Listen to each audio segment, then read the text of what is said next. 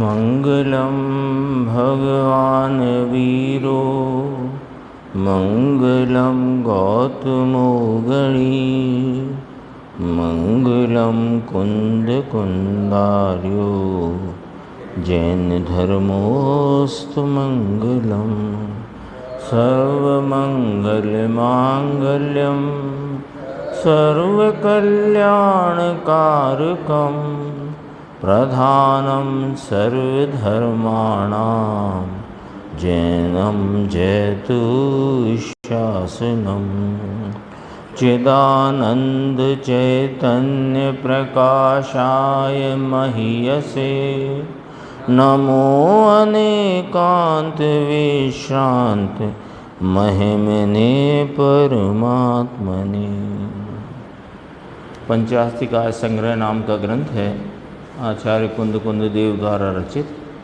इसकी 5वें नंबर की गाथा, इस पर पूज्य गुरुदेव श्री के जो व्याख्यान प्रवचन हैं उसके आधार से अपनी स्वाध्याय चल रही है।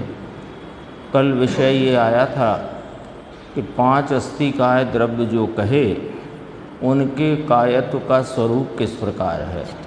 तो उसमें पहले परमाणु के संदर्भ से चर्चा की कि परमाणु एक परमाणु स्वतंत्र यद्यपि कि एक प्रदेशी है, लेकिन उसमें स्वयं ही अनेक में मिल जाने की शक्ति होने से वह एक प्रदेशी परमाणु के निरअवयवपना होने पर भी साअवयवपने की सिद्धि निरअपवाद रूप से होती है।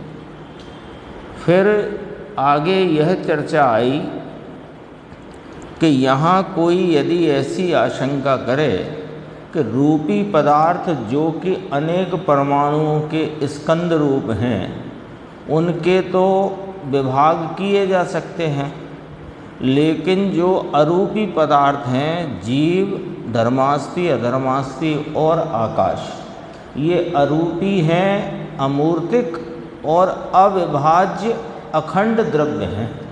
तो इन अखंड द्रव्य के प्रदेशों के विस्तार के विभाग कल्पना करना अनुचित होगा, ऐसी कोई आशंका करे तो कहा कि नहीं, ऐसी आशंका करना अनुचित नहीं है।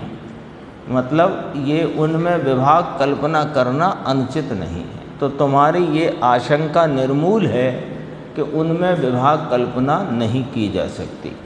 तो कहा कि कैसे है यह बात कि जो अखंड द्रव्य है वह जिसमें विभाग की कल्पना कैसे कर सकते हैं, उसमें प्रदेशों के विभाग रूप, क्योंकि जब तक प्रदेशों के विभाग की कल्पना चित्त में नहीं आएगी तो बहुत प्रदेश हैं ये बात कैसे स्पष्ट होगी।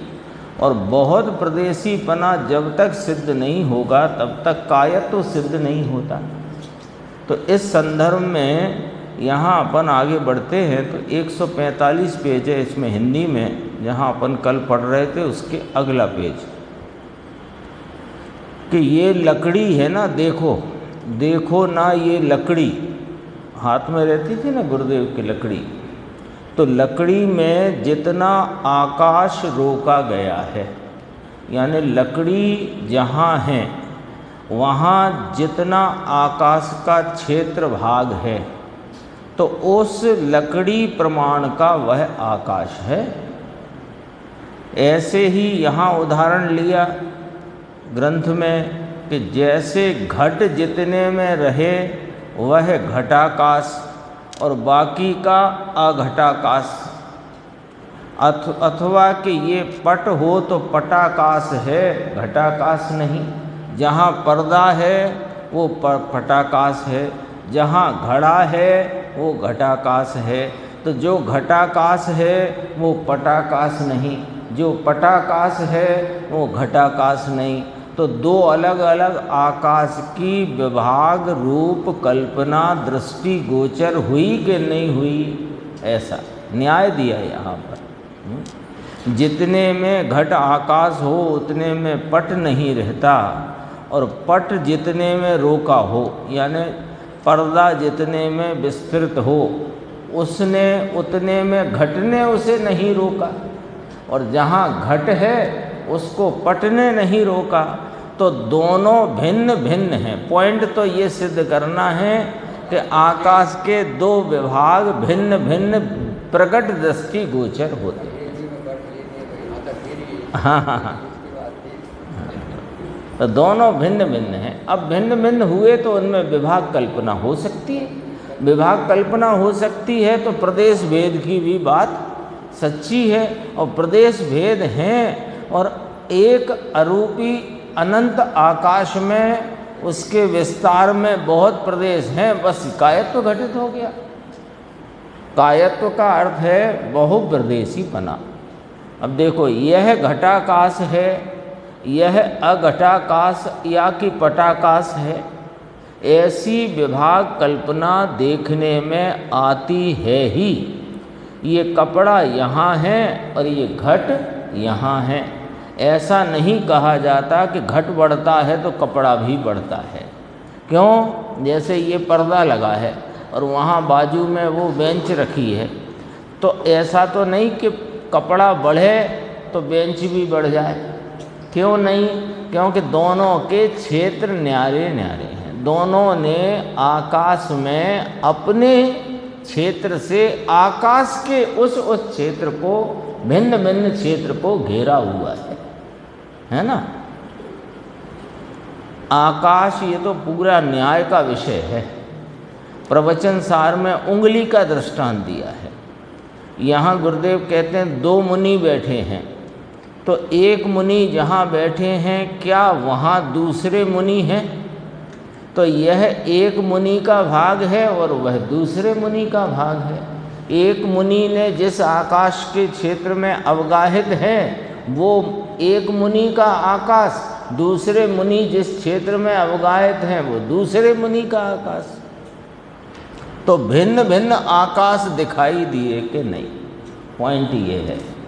इस प्रकार एक घटाकाश तो एक पटाकाश, यानी लकड़ी, फिर वहीं लकड़ी जो हाथ में थी वहीं से बात की कि लकड़ी ने आकाश के इतने का भाग, अब देखो कहा भिन्न भिन्न, प्रदेश भिन्न नहीं होने पर, यहाँ अर्थ है क्षेत्र भिन्न नहीं होने पर, आकाश का अपना जो विस्तार है वो एक ही है, अखंड है, उसमें भिन्नता नहीं होने पर भी जो वहाँ अवगाहित पदार्थ हैं वे भिन्न भिन्न आकाश के भाग को रोकते हैं, तो उतने भाग भिन्न समझे जा सकते हैं। आया ख्याल में? गुरुदेव कह रहे हैं ये तो पूरा न्याय का विषय है। आगे देखो, ऐसी विभाग कल्पना दृष्टि गोचर होती ही है। अब यहाँ अपन बैठे, जहाँ ये टेबल है वहाँ उस आकाश का भाग न्यारा है, यहाँ टीवी है उसका आकाश का भाग न्यारा है। तो कहते हैं ऐसी विभाग कल्पना दृष्टि गोचर होती ही है, ऐसी विभाग की कल्पना देखने में आती ही है। लो देखो, ये दो कहते हैं ना, तो भिन्न भिन्न है या नहीं, ऐसे कहते हैं दो। तो उंगली, ये उंगली और ये उंगली भिन्न भिन्न क्षेत्र में है कि नहीं? तो भिन्न भिन्न क्षेत्र में है, तो उस क्षेत्र का इसने जो आकाश का भाग घेरा है उसने ये आकाश का भाग जो घेरा है, दोनों अलग अलग हैं। और कहते हैं आकाश तो ऐसे सर्वव्यापक है, परंतु तुमने जो आकाश का भाग रचा, रचा माने घेरा, इन भाई ने रचा है, उसे रचा है, वह क्या तुमने रचा है? यानी जो भाई यहाँ बैठे हैं वो आकाश के जिस भाग को इन्होंने घेरा है वो क्या दूसरे बाजू वाले भाई साहब ने घेरा है कि नहीं? और जो बाजू वाले भाई साहब ने घेरा है वो क्या इन्होंने घेरा है कि नहीं? तो भिन्न भिन्न ख्याल में आए कि नहीं? न्याय है ना इतना। तो भिन्न भिन्न हैं, भिन्न भिन्न भाग, भिन्न भिन्न भाग, ये भाग इन्होंने घेरा और ये भाग इन्होंने घेरा और यह भाग इतने में रहा। तो ये भाग आकाश एक सर्वव्यापी अखंड विस्तार वाला द्रव्य अमूर्तिक, उसमें भी इस प्रकार से घटाकाश पटाकाश अथवा दो मुनि से देखो, दो उंगली से देखो, दो भाई से देखो, टेबल से देखो, बेंच से देखो, तो वो अलग अलग आकाश दिखाई देते हैं। यानी उसमें इस प्रकार की विभाग कल्पना की जा सकती है, होती है, दृष्टिगोचर होती है। हाँ, समझ में आया? नीचे लिखा, मकान में लिखाते ना, आकाश पाताल, पूरब में ये, पश्चिम में ये, है ना, लिखाते हैं ना। तो जितने में ये 50 बाई 50 का पूरब में फलाने भाई साहब का मकान, इधर खंडहर, उधर रोड, इधर रेलवे लाइन, जो भी है, तो वो सीमा करी तो वो आकाश का, ये रेलवे आकाश, वो रोड आकाश, ये फलाना, ऐसे भिन्न भिन्न भाग दिखते ही हैं। अब यहाँ थोड़ा प्रश्न है इस न्याय पर। मुमुक्षु ने प्रश्न किया कि देखो साहब, आप पदार्थों के जो मूर्तिक पदार्थ हैं उनके सापेक्षता में आप आकाश के विभाग की कल्पना की बात कह रहे हो। तो उसने प्रश्न किया कि पदार्थ है वहाँ ही भाग पड़ेंगे और पदार्थ नहीं वहाँ भाग नहीं पड़ेंगे, ऐसा उन्होंने प्रश्न पूछा। ये तो पदार्थ के सापेक्ष आप बात कह रहे हो, आकाश के, ये घटाकाश, ये पटाकाश, ये लकड़ी ने जितना घेरा आदि इत्यादि। हाँ, वही मतलब है, वही उत्तर दिया गुरुदेव ने। वो भाग तो सब में है। हाँ, यानी पदार्थ है इसलिए वहाँ भाग की कल्पना है, ऐसा नहीं। पदार्थ से तो तुम्हें वहाँ विभाग की कल्पना समझाते हैं, क्योंकि आकाश एक अखंड अमूर्तिक बहुप्रदेशी अर्थात अनंत प्रदेशी द्रव्य है। उसमें अनंत प्रदेश रूप कल्पना करना किसी प्रकार अनुचित नहीं है। वो वाली बात हम तुमको मूर्तिक पदार्थ पर से समझाते हैं, क्योंकि तुम मूर्तिक पदार्थ ही देख सकते हो, आकाश तो देख नहीं सकते। इस पर से समझाते हैं ये वाली बात। यहाँ तो प्रदेश में सिद्ध करना है, अरूपी में पदार्थ नहीं, परंतु भाग तो है ना, भाग तो है ना।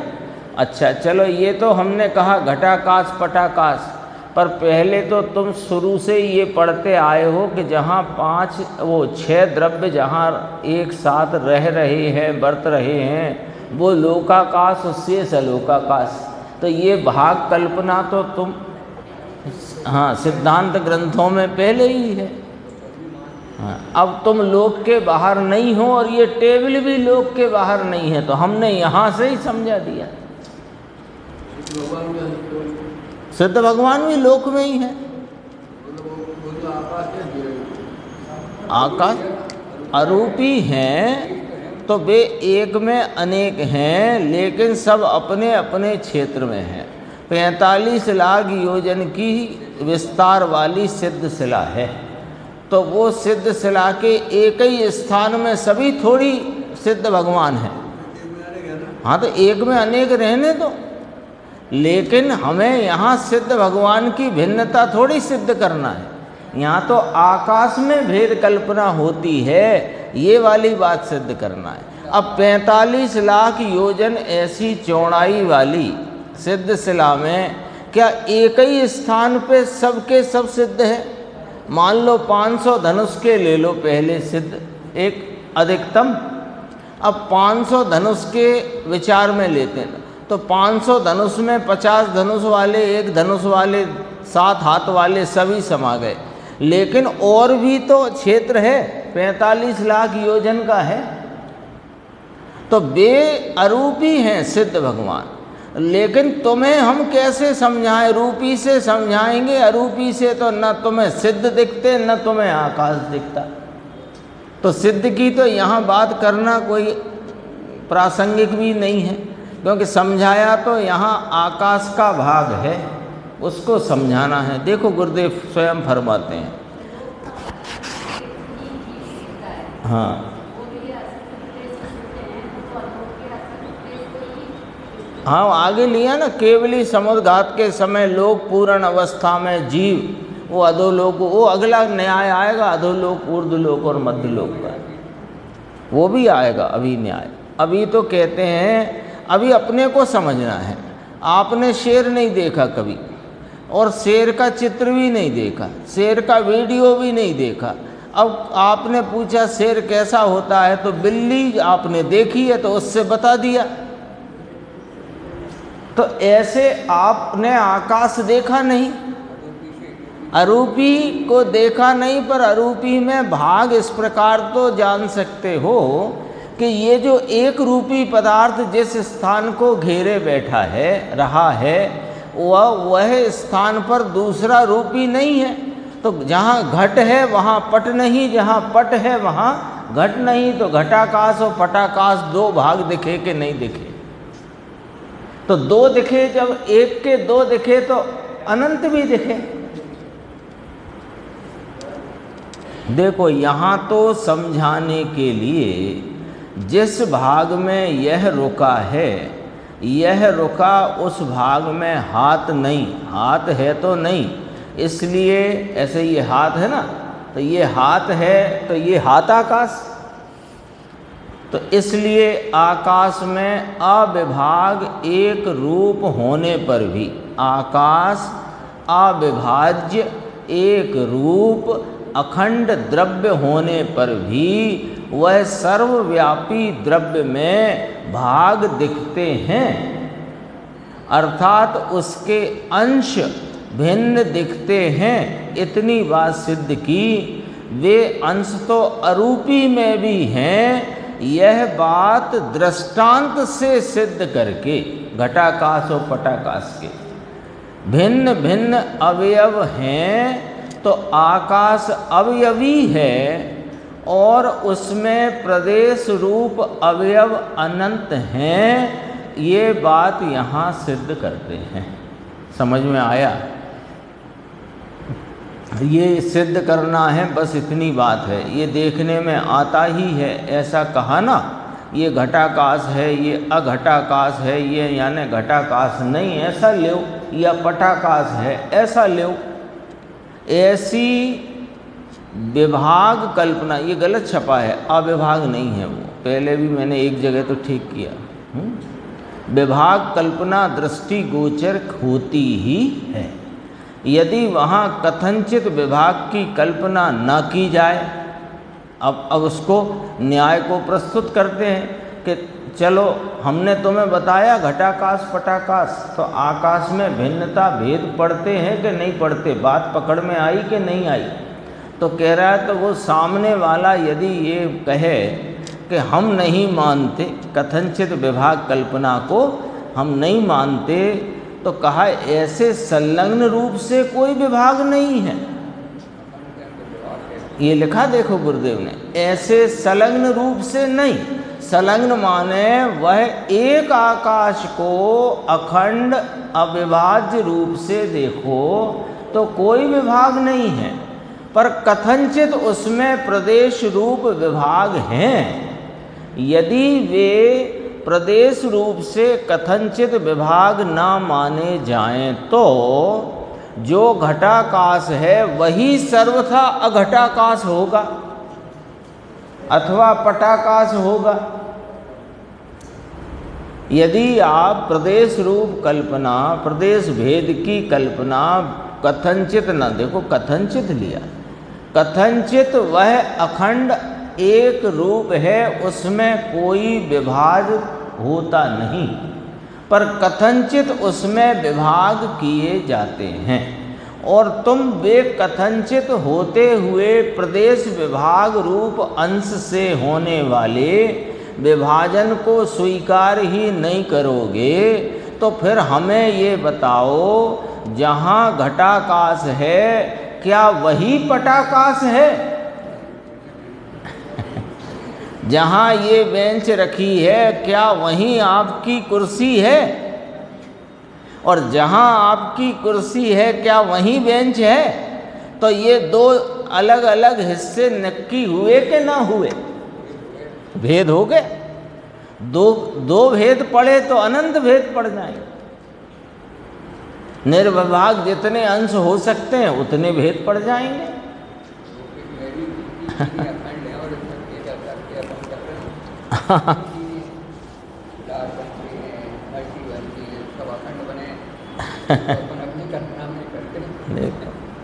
जिस जगह घड़ा रखा है उसी जगह पर्दा रहे ऐसा हो जाता है क्या?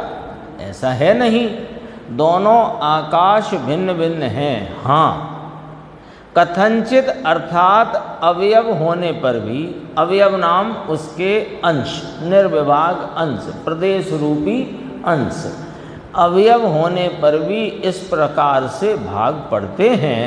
यानी वस्तु संलग्न होने पर भी प्रदेश के भाग का ये भाग पड़ता है। इससे आकाश खंडित हो गया है ये वाली बात नहीं कही जा रही। अखंड एक आकाश में उसके विस्तार क्रम में उसके निर्विभाग अंश रूपी प्रदेश भेद की कल्पना किसी प्रकार भी अनुचित नहीं है, ये वाली बात कही जा रही है। सर्वथा भिन्न नहीं कहते। सर्वथा भिन्न का अर्थ ऐसा कि प्रदेश प्रदेश इकट्ठे करके आकाश बनाया गया है कि ऐसा नहीं है। आकाश स्वयं अमूर्तिक अखंड अविभाज्य एक द्रव्य है, पर वह सर्वव्यापी विस्तार वाला है। तो सर्वव्यापी विस्तार वाले आकाश में उसके विस्तार के अंश रूप भेद अपने ज्ञान में लिए जा सकते हैं, ये कहना है।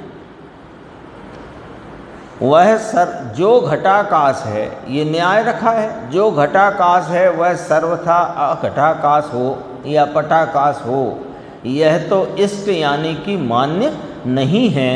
इसलिए कालाणुओं के अतिरिक्त, एक कालाणु के अतिरिक्त, क्योंकि कालाणु एक एक भिन्न भिन्न, अन्य सर्व में, पांचों में, जीव, उद्गल, धर्म, अधर्म और आकाश, कायत्व नाम का सा अवयवपना निश्चित करना चाहिए।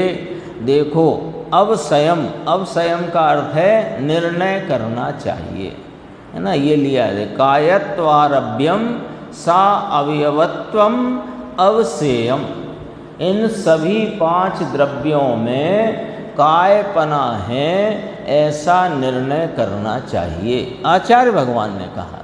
कहो समझ में आया या नहीं? आगे देखते हैं। देखो, ये तो प्रवचन हो गया है पूरा, अगला प्रवचन प्रारंभ होता है।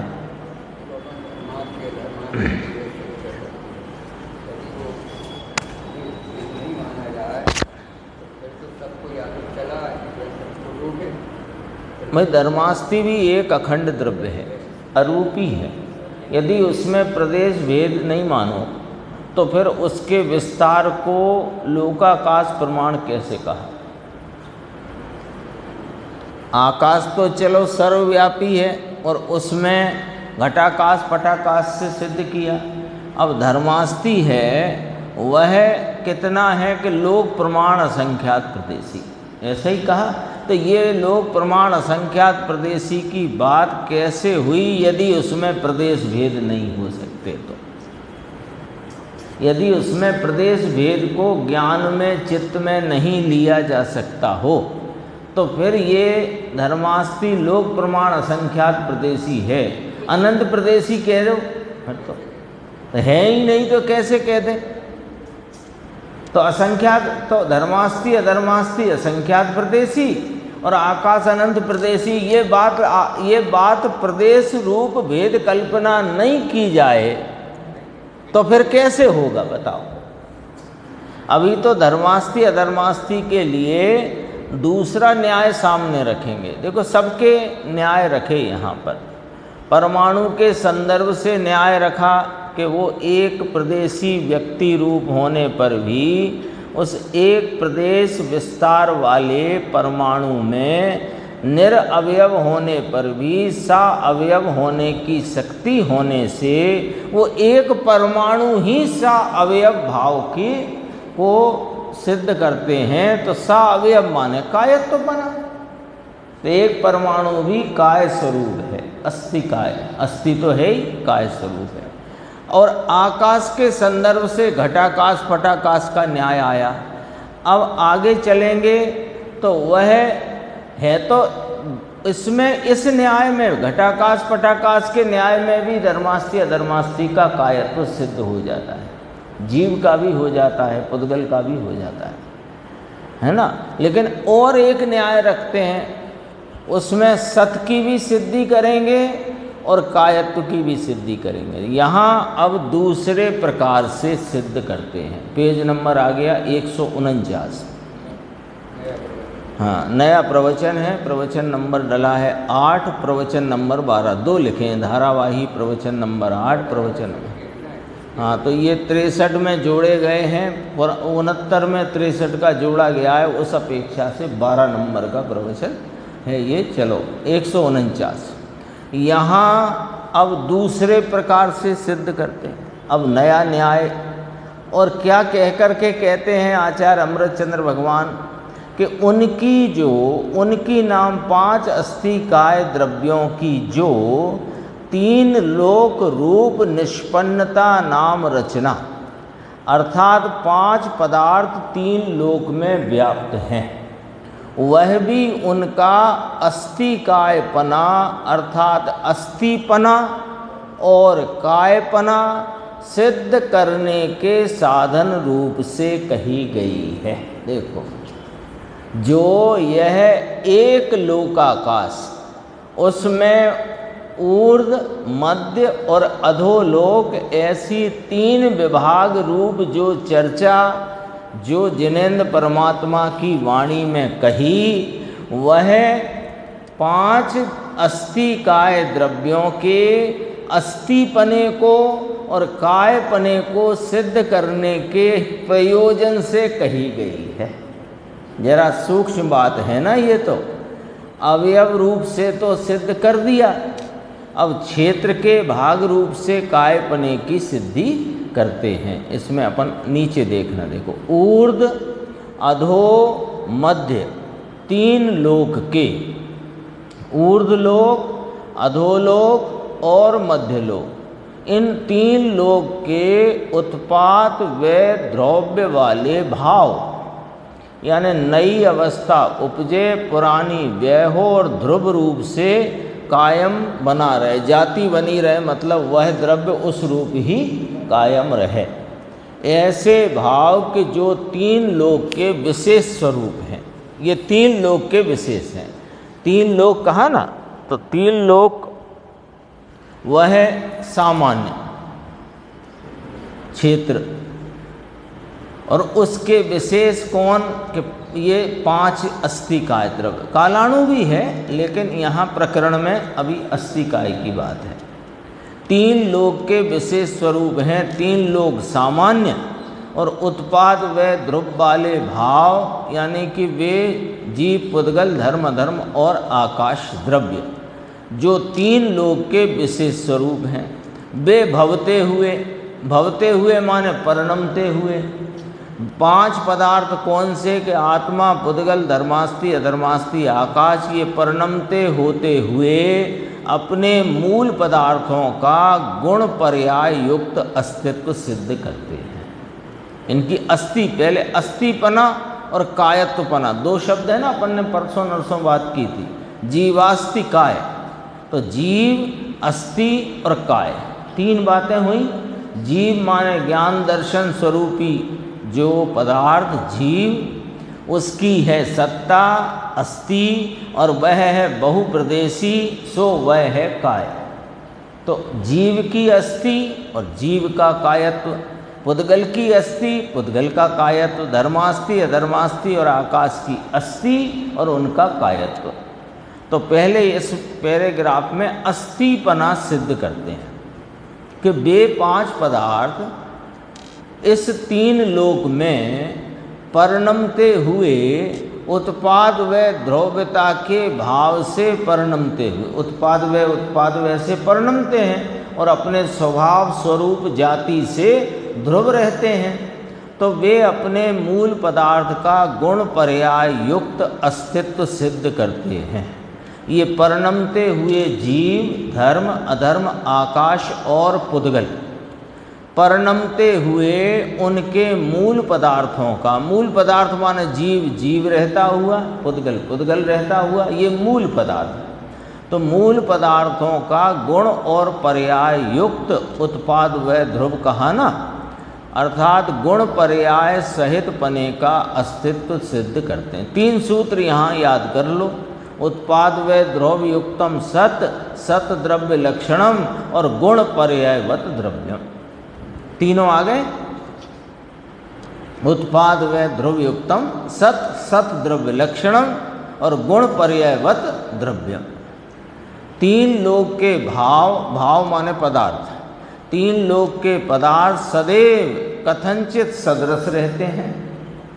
ये द्रव्य और गुण 3 लोक के जो पदार्थ हैं वे किसी प्रकार से ध्रुवपने से सदृश रहते हैं और कथनचित उत्पाद व रूप से बदलते रहते हैं। कथनचित, कथनचित लगेगा, सर्वथा बदलते हैं ऐसा नहीं, सर्वथा कायम रहते हैं ऐसा नहीं, तो कथनचित सदृश रहते हैं और कथनचित उत्पाद व के भाव से विसदृशता को प्रति समय प्राप्त होते हैं, परिणमते हैं। हाँ, पर्याय अपेक्षा वे बदलते हैं। तो वे इस प्रकार से रहे हुए 3 लोक के वे 5 अस्थि काय, अस्थि है ना, तो उनकी अस्थि सिद्ध करते हैं। उनका अस्तित्वपना इस प्रकार है कि वे अपने कथनचित सदृश रहते हुए, कथनचित परिणामों में बदलते हुए वे ऐसा सिद्ध करते हैं कि 3 लोक के मूल पदार्थ कथनचित सदृश रहते हैं और कथनचित परिवर्तित होते रहते हैं। अर्थात उन मूल पदार्थों का उत्पाद व द्रव्य वाला अथवा गुण पर्याय वाला अस्तित्व है। सूक्ष्म बात है, ये भी वस्तु को न्याय से सिद्ध करते हैं ना, समझ में आया। अस्थिपना सिद्ध किया किस किस लोक में? 3 लोक नाम दिया उस लोक का। जो लोकाकाश, पहले एक जो चर्चा आई थी कि 5 अस्थिकाय और कालाणु, इस प्रकार ये 6 द्रव्य जहाँ रहे हुए वर्तते हैं वह लोकाकाश है। उस लोकाकाश के 3 भेद किए, ऊर्ध्वलोक, मध्यलोक और अधोलोक। तो अब इसका नाम क्या कर दिया? लोक का 3 लोक। टीका में आ गया नाम, ये बोल्ड अक्षर दिखते हैं तो वो टीका में आ गया ना नाम, 3 लोक। वे तो कहते हैं आचार्य अमृतचंद्र देव, ये 3 लोक रूपी जो कथनी सर्वज्ञ देव की वाणी में आई, वो इन पदार्थों के अस्तित्व को और कायत्व को सिद्ध करने के लिए आई है। ऐसा कहा। देखो, 3 लोक के भेद करने से धर्मास्तिकाय में जो वह भी अविभाज्य अखंड एक द्रव्य है, उसमें भी किस प्रकार भेद पड़ जाते हैं कि ये ऊर्ध्वलोक का धर्मास्ति, ये मध्यलोक का धर्मास्ति, ये अधोलोक का धर्मास्ति। हो गया कि नहीं?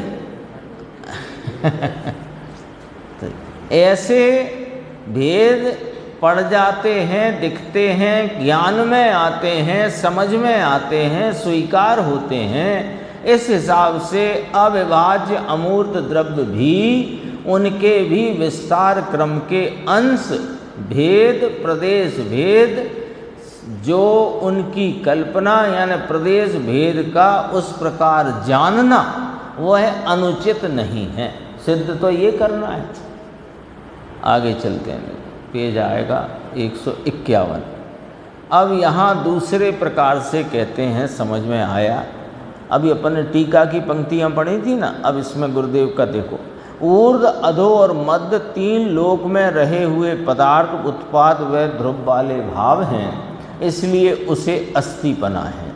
उत्पाद वह पर्याय है, ध्रुव वह गुण है, इस प्रकार उत्पाद व ध्रुव युक्तम सत, इस प्रकार उसे सत सिद्ध किया, अस्ति सिद्ध की। अब काय सिद्ध करेंगे। देखो पुनश्च, और पुनश्च माने और, धर्म अधर्म और आकाश, ये तीन पदार्थ लिए पहले, फिर जीव की और परमाणु की भी चर्चा करेंगे। अभी तीन लिए, धर्म अधर्म और आकाश। धर्म अर्थात ये करते हो तुम जो, वो धर्म नहीं।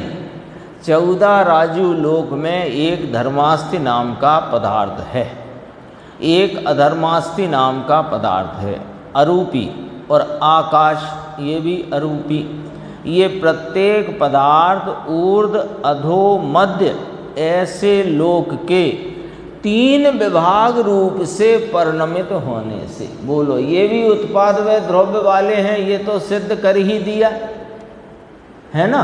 अब वे जो धर्मास्ति, उसका जो परिणमन है, वो परिणमन ऊर्ध्व लोक वाले धर्मास्ति का परिणमन, मध्य लोक वाले धर्मास्ति का परिणमन और अधोलोक वाले धर्मास्ति का परिणमन, ऐसे करके उस एक धर्मास्ति या अधर्मास्ति काय नामक द्रव्य में, एक अखंड अविभाज्य द्रव्य में ऊर्ध्व अधो मध्य ऐसे 3 भेद दिखे कि न दिखे।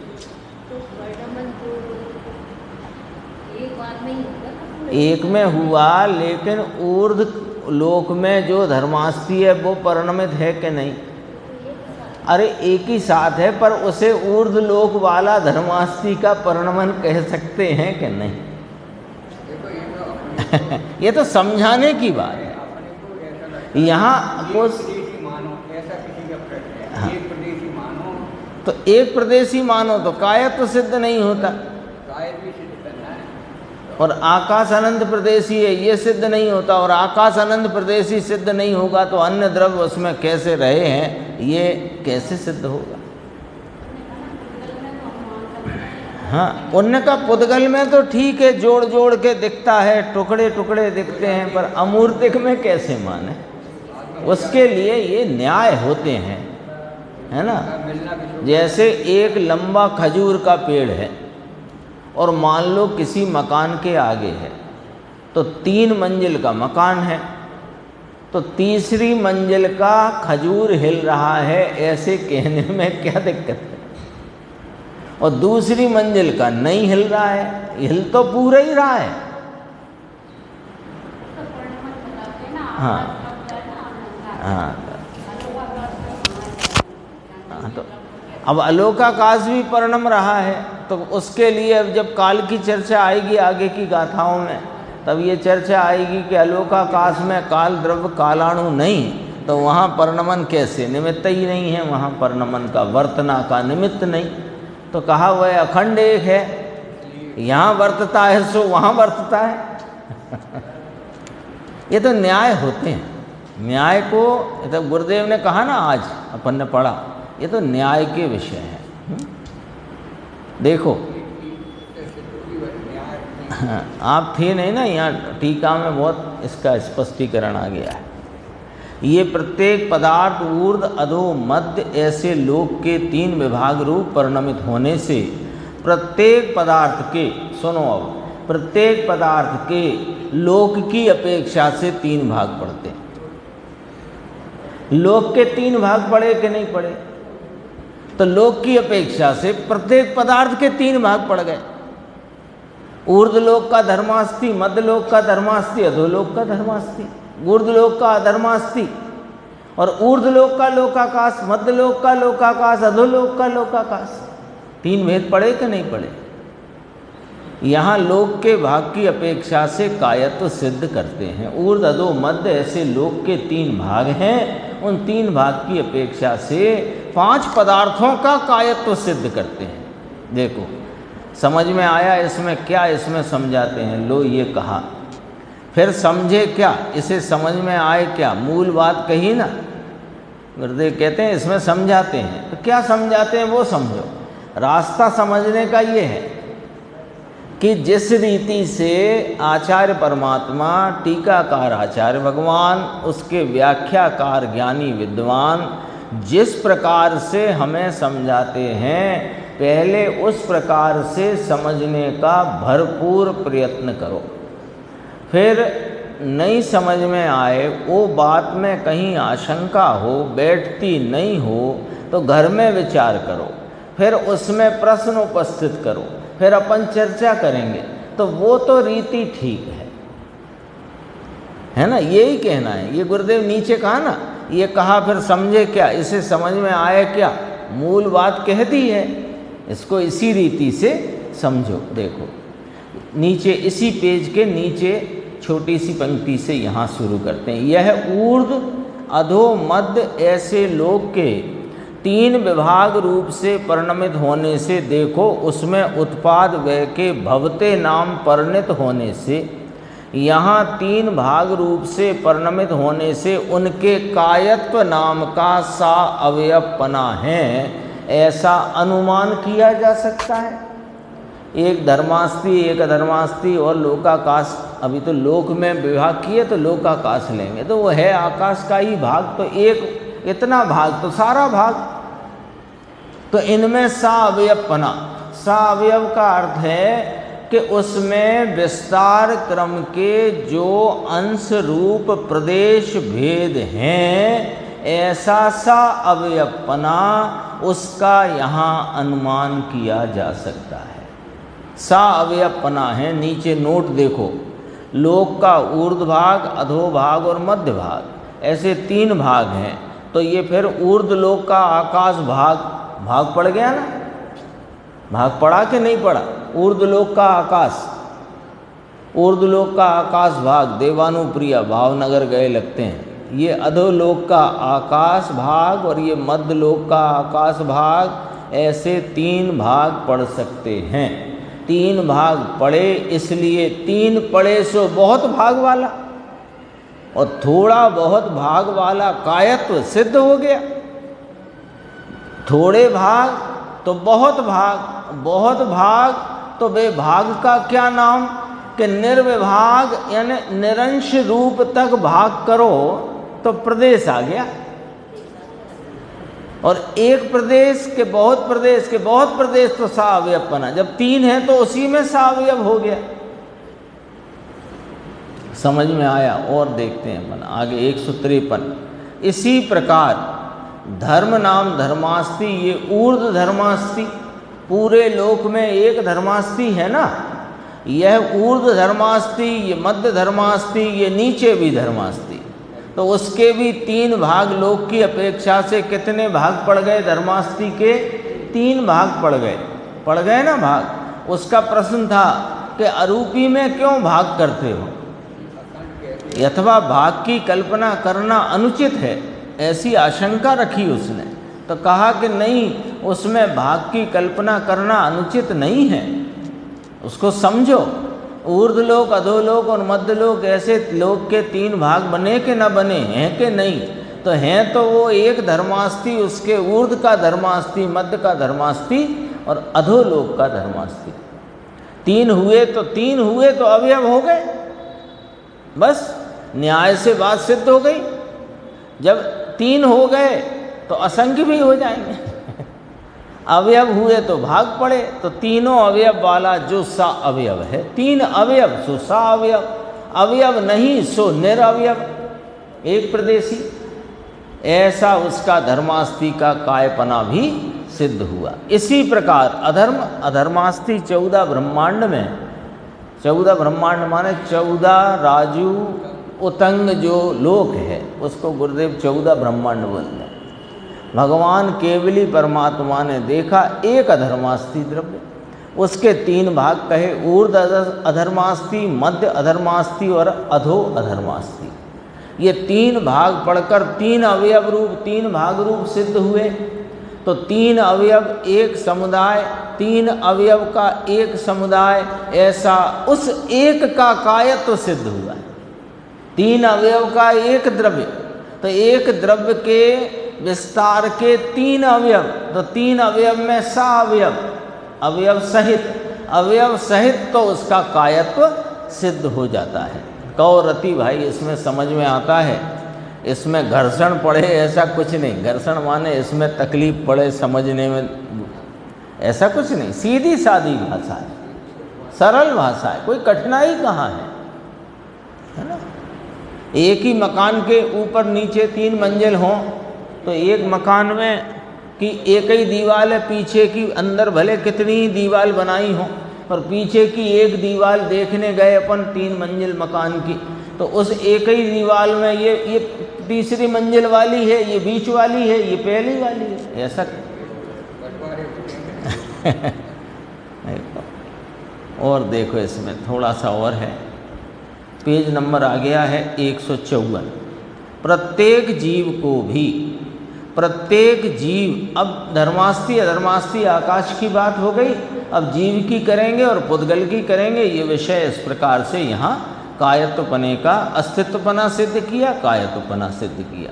प्रत्येक जीव को भी, प्रत्येक जीव निगोद से लेकर सब ऊर्ध्व अधो मध्य ऐसे 3 लोक के, यानी लोक के 3 विभाग रूप से परिणमित।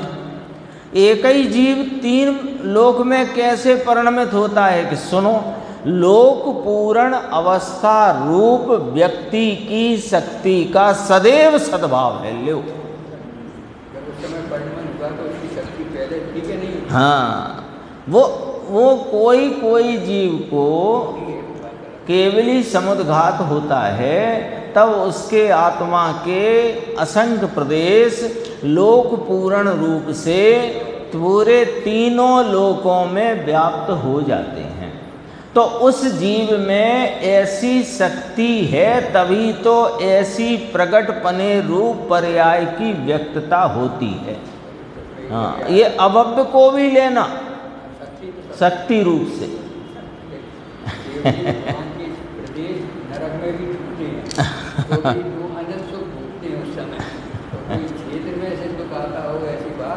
देख क्या गजब की बात है। यहाँ जैसे एक परमाणु में अनेक परमाणुओं में मिल जाने की शक्ति होने से एक परमाणु को भी कायत्व सिद्ध किया, इसी प्रकार एक जीव के लोक पूर्ण अवस्था की व्यक्ति की शक्ति, उसका सदैव सर्वभाव होने से प्रत्येक जीव पूरे लोक में व्याप्त होने की शक्ति वाला होने से उसको ऊर्ध्व लोक का जीव का परिणमन, मध्य लोक का परिणमन, अधोलोक का परिणमन ऐसे विभाग किए जा सकते हैं। इसलिए जीव के भी कायत्व सिद्ध होता है।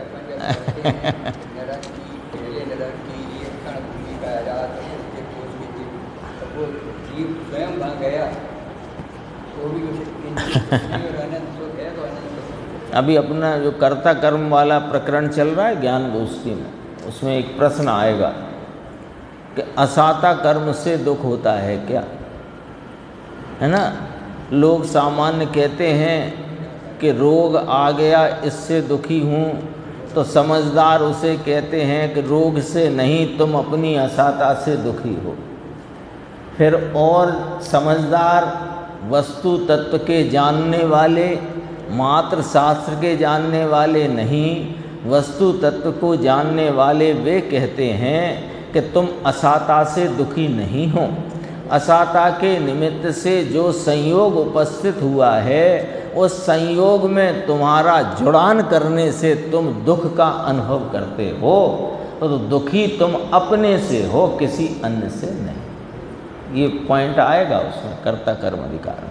देखो, प्रत्येक जीव के लोक पूर्ण अवस्था रूप व्यक्ति की शक्ति का सदैव सद्भाव होने से जीवों को भी कायत्व नाम का सा अवयवपना है, ऐसा अनुमान किया ही जा सकता है। क्या कहा, समझ में आया ना।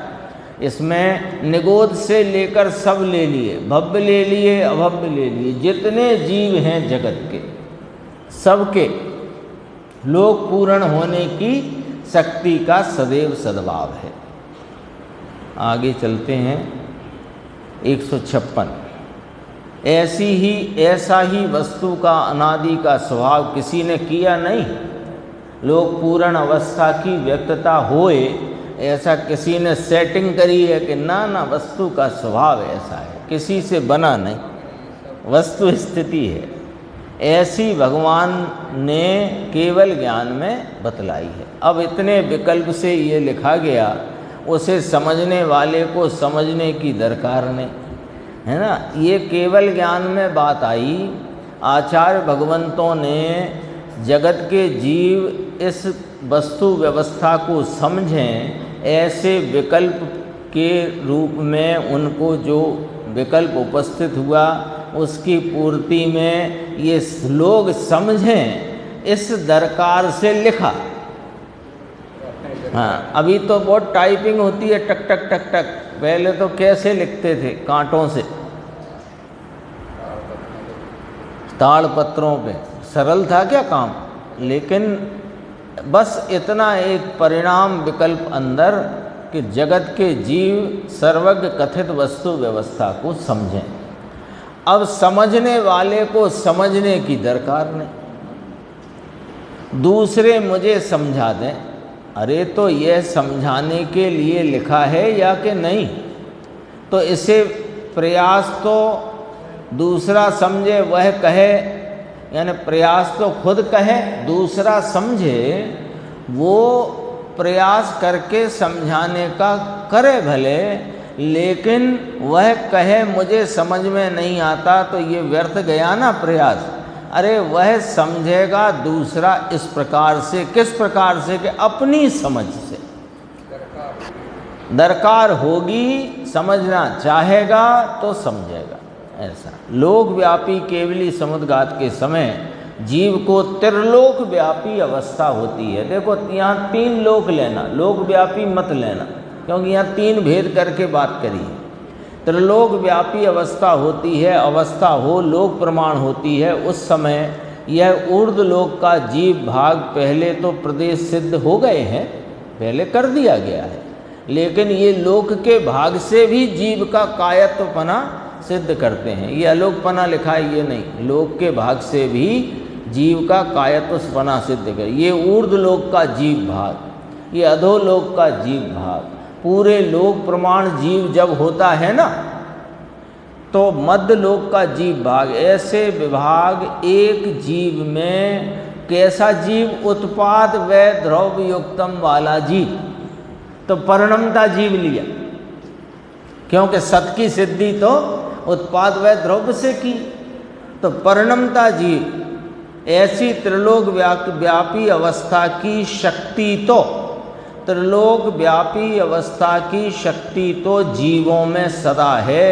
अरे जो कभी त्रस नहीं हुआ हो उसमें भी शक्ति तो है। हाँ, उसका स्वरूप ही ऐसा है। देखो इसे भाग पाड़कर समझाना है ना, कि एक जीव हो सकता है तो क्या दूसरे में ऐसी शक्ति नहीं?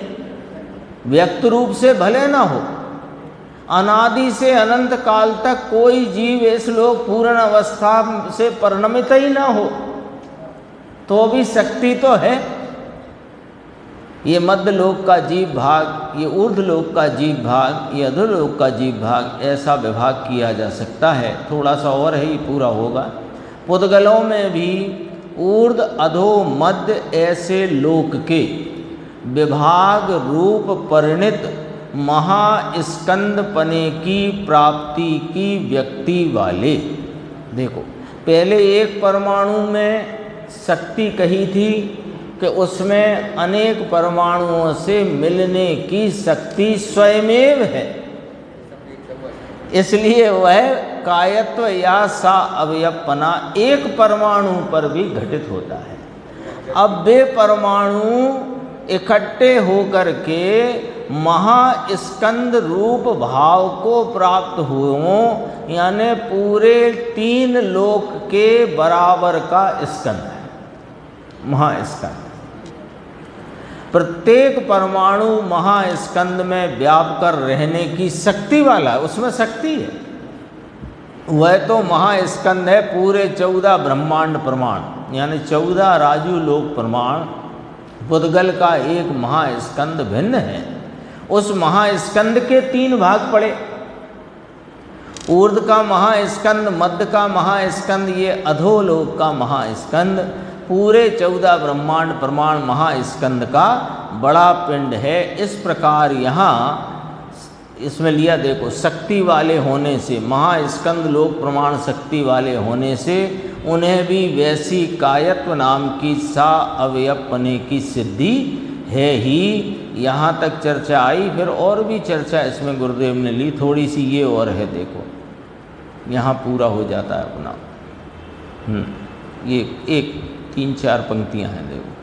पूरे लोक प्रमाण एक जीव रहे, तो एक आकाश प्रदेश में जीव का, एक जीव का प्रदेश। ये थोड़ा सा गुरुदेव ने 73 संवत 73-74 में कोई प्राणलाल मास्टर से चर्चा हुई थी, तो वो उसके संदर्भ में लंबी चर्चा, अपन ने इसमें से इतना ही अंश निकाला है। देखो, पूरे लोक प्रमाण एक जीव रहे, तो एक आकाश प्रदेश में एक जीव का एक प्रदेश गिना जाएगा। जीव कितना है? लोक प्रमाण असंख्यात प्रदेश वाला, ठीक है। और लोक कितना है? असंख्यात प्रदेशी। अब एक जीव पूरे लोक में व्याप कर जिस समय रहा है, उस समय में उसका एक प्रदेश आकाश के एक प्रदेश बराबर में, बराबर तो हमेशा ही है, पर उस समय में आकाश के एक प्रदेश में जीव का एक प्रदेश है, ऐसा कहना है। आधे भाग में जीव रहे, तो आकाश के एक प्रदेश में जीव के 2 प्रदेश, ये समझाने के लिए है। और एक प्रदेश में 2-2 आ गए, 2-2 प्रदेश आत्मा के। चौथाई भाग में रहे तो एक प्रदेश आकाश का, उसमें 4-4 जीव के प्रदेश। 10वें भाग में रहे तो एक प्रदेश में जीव के 10-10 प्रदेश। संख्यातवें भाग रहे तो एक प्रदेश में संख्यात प्रदेश, संख्यात भाग, संख्यात प्रदेश नहीं, संख्यातवें भाग रहे तो एक आकाश के प्रदेश में संख्यातवें भाग रूप जीव के प्रदेश।